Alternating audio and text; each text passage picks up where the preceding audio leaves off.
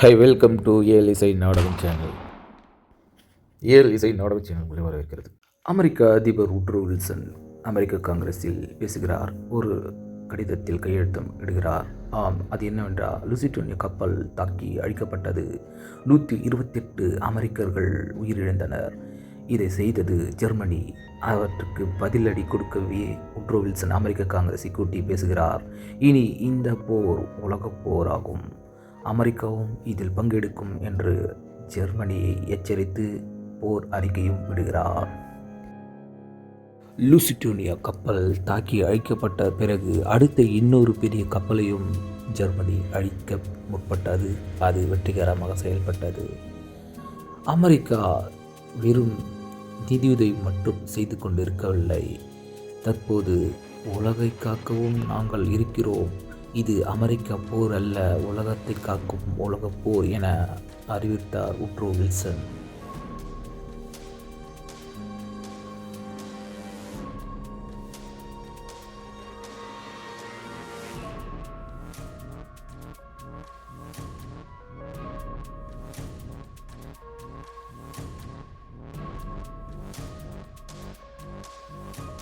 ஆயிரத்து 1917 ஆண்டு உலகப் போர் 3வது ஆண்டுக்குள் குறைந்துவிட்டது. ஐரோப்பா முழுவதும் போர்க்களமாக மாறிவிட்டது. அமெரிக்காவும் இதில் விதிவிலக்கு அல்ல, போரில் இறங்கியது. ஆனால் இதுவரை நேரடியாக போரில் இறங்காமல் இருந்த ஒரே நாடு அமெரிக்கா தான். இந்த போரை உலகளவியதாக மாற்றப்போகிறது அந்த நாடு. போர் ஆரம்பித்த போது அமெரிக்கா சொன்ன ஒரே வார்த்தை நியூட்ரல், நாங்கள் நடுநிலையில்தான் இருப்போம். அமெரிக்கா மக்களுக்கும் அரசுக்கும் இந்த ஐரோப்பிய போர் ஒரு தூரத்து பிரச்சனை. காரணம், அமெரிக்கா ஜனாதிபதி உட்ரோ வில்சன் அவர் போரை நிறுத்தவர். War is failure of humanity என்று நம்பியவர். 1916 தேர்தலில் கூட அவர் சொன்னது "He kept us out of war". இந்த வாக்கியம் தான் அவரை மீண்டும் ஜனாதிபதியாகவும் ஆக்கியது. ஆனால் நிலைமை மெதுவாக மாறத் தொடங்கியது.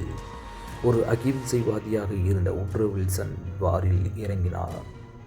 ஜெர்மனியின் கடற்போர். ஜெர்மனி ஒரு முக்கிய முடிவை எடுக்கிறது.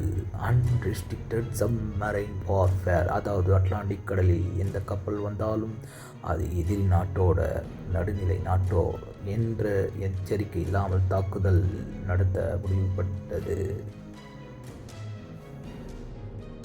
அனைத்து கப்பல்களையும் அழித்தது. மீண்டும் அமெரிக்கா கோபத்தில் இறங்கி வார் அறிவிப்பை வெளியிட்டது. போர் அறிவிப்பை ஜெர்மனிக்கு எதிராக வெளியிட்டது. அதே நேரத்தில் ஜெர்மனியில் உணவு பற்றாக்குறை ஏற்பட்டது.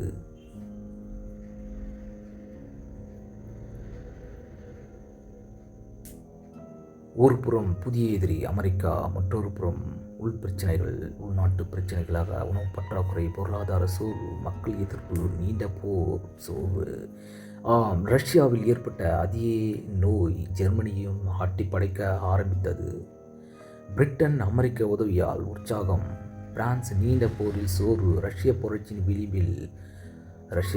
விளிம்பில் இருந்தது. ஜப்பான் தனது சுயநலம் பார்த்துக் கொள்கிறது. உலகம் முழுவதும் போரின் தாக்கம் பரவிவிட்டது. 1917 அமெரிக்கா ஒன்றும் பெரிய நாடு அல்ல.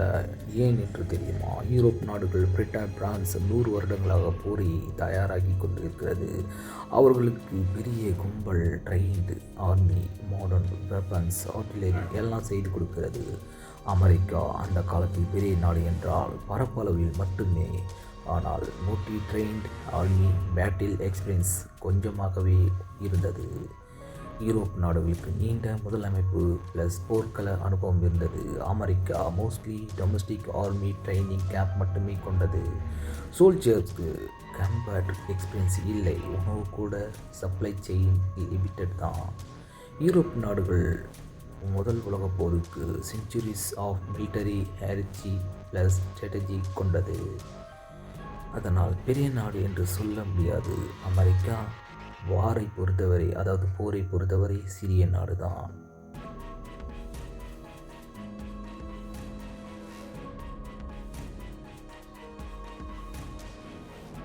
யுஎஸ் ஆர்மி பொறுத்தவரை அதனுடைய ஆட்கள் 2 லட்சம், பிரிட்டன் 40 லட்சம், பிரான்ஸ் 40 லட்சம். அதே சமயம் ஏஇஎஃப் ட்ரூப்ஸ் யூரோப் 1917-18 வரைக்கும் 1 மில்லியன் வரை மட்டுமே இருந்தது.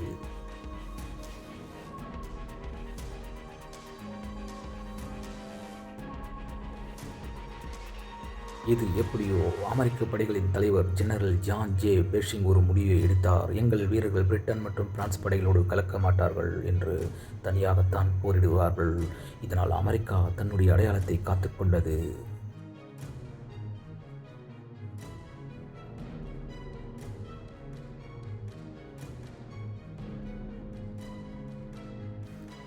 ஆயிரத்து 1918 தொடக்கத்தில் அமெரிக்கா போர்க்களத்தில் இறங்கியது. பயிற்சி இல்லாத வீரர்கள் நேரடியாக உயிர் காக்க போராடினர். பலர் விழுந்தாலும் ஓடவில்லை. இதனால் ஐரோப்பிய நாடுகள் அதிர்ச்சி அடைந்தன. அமெரிக்கா வந்ததும் வெறும் போர் இல்ல, வேர்ல்டு ஒர்க் என்ற பெயரில் பிற நாடுகளுக்கு உதவும் பெரும் பொருளாதார சக்தியாக அமெரிக்கா மாறியது. ஆயுதங்கள், பண உதவி, உணவு அனைத்தும் கொடுக்கப்பட்டது. இதனால் போரின் அவுட்கம்க்கு ஒரு பெரிய மாற்றம் நிகழ்ந்தது. 1917 முடிவில் போர் தொடர்ந்தது, ஆனால் தெளிவானது. அமெரிக்கா வந்ததும் போரின் திசை மாறியது.